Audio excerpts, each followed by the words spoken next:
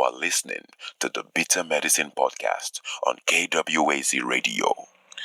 Yes, indeed. This is Koku from the Bitter Medicine Podcast. I have 15 minutes to rant. Let's go.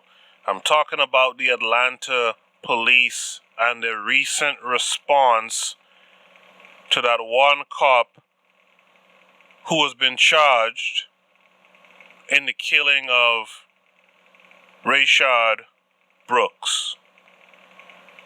This was a news piece recently in Atlanta. Mayor Bottoms was on CNN last night. She said she had a couple of concerns. One, how to go about repairing the morale within Atlanta Police Department. Also, keeping the community safe when it comes to interacting with police. Again, we got reports of an APD walkout. APD told us that that was simply not true, and those reports of walkouts came just hours after the DA charged two officers in connection to the death of Rayshard Brooks. A spokesperson sent a statement saying a high number of officers called out Wednesday, and the department has enough resources. We did get video from Zone 3 in Southeast Atlanta last night. You see Fulton County Sheriff's deputies outside the precinct on Cherokee Avenue. There was even armored vehicles there. Neighbors told our crew on the scene several APD officers walked out earlier carrying bags and boxes. At one point, you see officers put up barricades. And again, Mayor Bottoms addressed the reported walkout on CNN. But it's just my hope, again, that our officers will remember the commitment that they made when they held up their hand and they were sworn in as police officers. And Sheba, we're working to confirm this tidbit of information that we got from Twitter from an NBC News reporter. He tweeted out an Atlanta Police Union spokesperson, Vince Champion, told him that officers around the city were protesting the charges announced against the officers that were charged. He says they're walking off the job, not responding to calls unless backup is needed, and going silent on the radios. All right, that coming from the police union spokesperson. Nick, thank you so much. So there you have it. Cops are not doing their job or jobs in response to the fact that this white cop was charged in the murder, shooting a black man in his back as he was fleeing.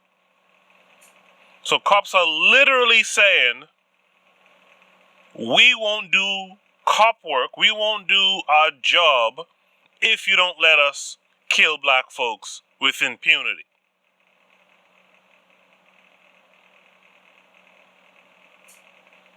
That's it. Cops are simply telling you they will not do their job if you're going to give us shit for killing black folks.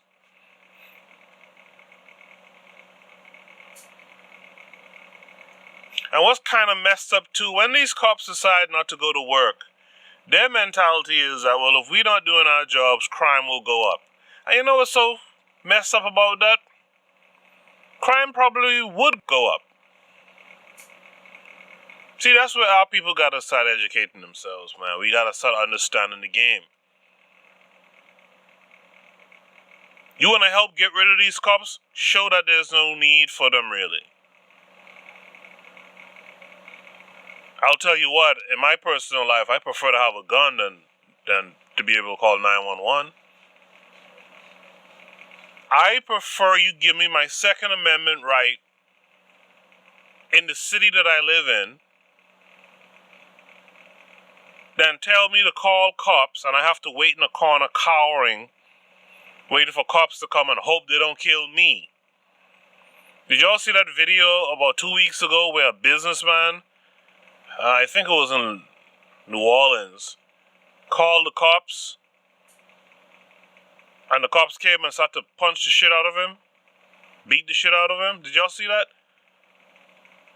Like, if that's the result of calling the cops, then I don't need the cops. Let me practice my Second Amendment right and I'll take care of the problem. That's the reality of it. We really don't need police. If you would let us have the apparatus that we need to protect ourselves. You feel me? And this is the problem. People, we live under a police state. I mentioned this in my last video when I talked about the Rayshard Brooks incident where he lost his life. And in that, I had to say some stuff that's kind of difficult. Being understanding the situation that black folks are under and have been under since the plantation times. We're under a police state. There's the telltale signs of it all around us. When you understand that, then you need to, you should be able to understand the rules of engagement. I'm sorry, but you can't be wrestling cops. Taking them down to the ground and embarrassing them. They will kill you for that. Now, does that mean you deserve it? Hell no. But you can't be wrestling cops. You can't be running off with tasers and turning around, half turning and shooting. That's just excuses for them to kill you. But understand, you've been under a police state for the longest time. Telltale signs of a police state. Paramilitary forces, aka white militia groups. Soldiers in the street, which is not a police. Surveillance of citizens. That's been going on from plantation times. There was a time in this country, and it still happens now actually, I've seen it in Brooklyn, I've been a part of it, where a couple of you are standing up in a crowd, four or five or more people, and the cops will stop to inquire what's going on. And as a matter of fact, what's so crazy, regular white folks, if you give them a chance, will stop and try to figure out what's going on. And lastly, when you see the harassment of activists, people who are speaking up about the social conditions, and they're being harassed, you're under a police state. When they're being tear gassed and shot with rubber bullets, that's a police state.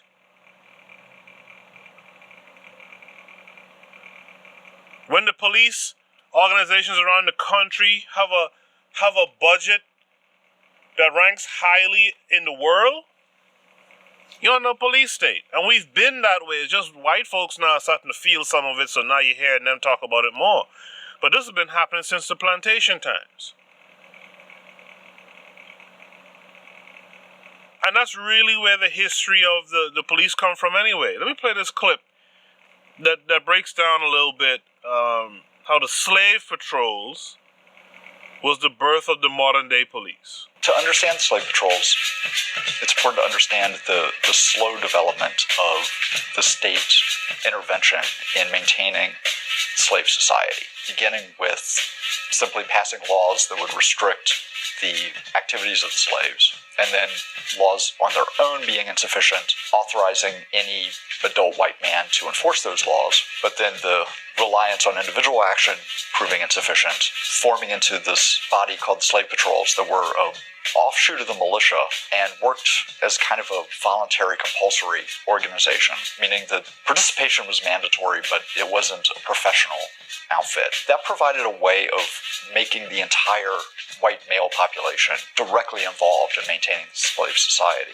As industrialization came to the South and there were larger slave populations in southern cities, the slave patrols moved similarly into the city. And there they became professionalized, and very quickly their duties expanded and they became a body that we would immediately recognize as modern police force. And now, 200 years later, the basic function of the police is largely the same. It's maintaining the stratified nature of the society, both in terms of race and class.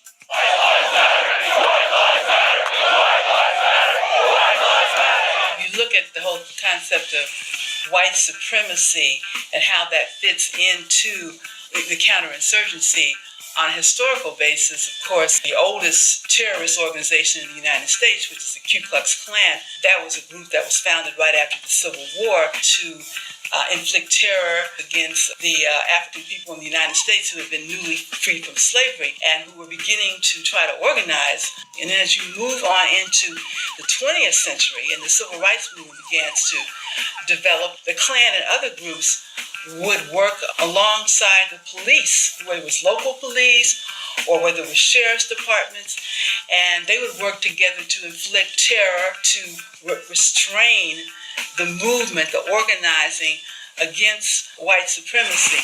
And there you have it. Their history is what you see going on. And they're fighting to maintain that history, that police culture. This is why what we're seeing right now, their response to being held accountable is to call out. People are calling it the swine flu or the blue flu, right? These cops are really trying to carry on this tradition, and they're hoping that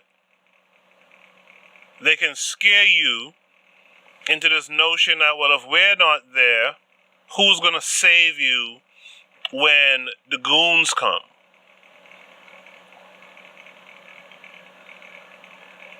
And this is why we as a society, we have to start getting on our P's and Q's.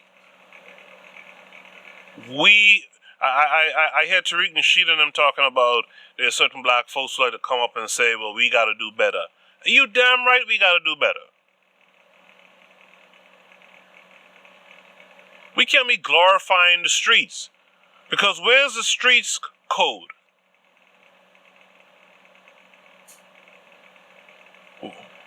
Why wouldn't the streets pause and say, you know what, man, cops want to play that game? Ceasefire, truce, whatever it takes, no crimes. We're not dropping no bodies on these streets. Let the cops eat that.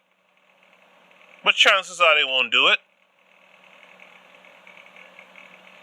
But as far as the cops go, if you want to walk out, then keep fucking walking. That's all I will tell them cops in Atlanta. Keep going. As a matter of fact, since you want to militarize the cops, I suggest they get military treatment for walking out or calling out or whatever it is they're doing.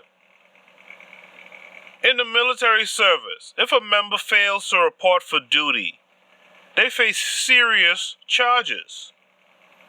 There are 3 related offenses that fall under this category: absence without leave, which is to go AWOL, desertion, and missing movement. Missing movement is basically like if a sailor doesn't get back to the ship before it leaves the port. That's a problem.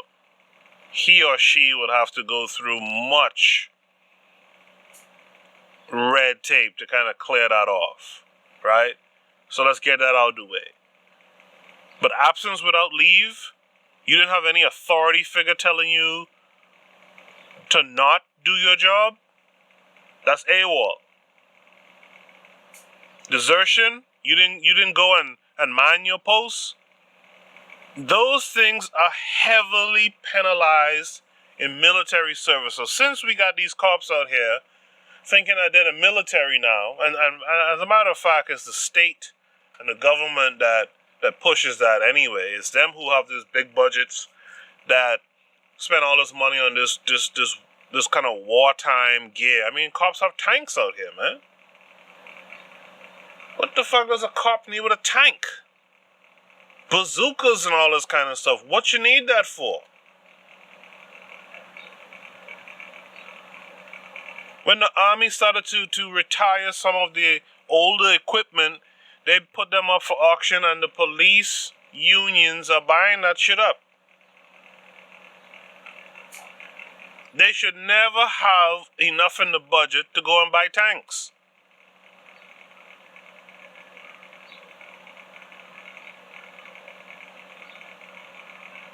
And white folks are so damn silly. This is why if you follow white people, man, you're a damn fool. White folks are so silly. Don't you know if you give power to a group like this, yeah, in the beginning they're going to do their job and they're going to exercise their power on our black bodies. But you know something? With time and with increasing frequency, they're going to start fucking y'all up too. And complain about it when they're being held accountable. It's coming. It might be even here now. I tell you, white folks are some of the stupidest motherfuckers around, man. I don't say that proudly. I'm kind of embarrassed that we are in the place we're at under these guys.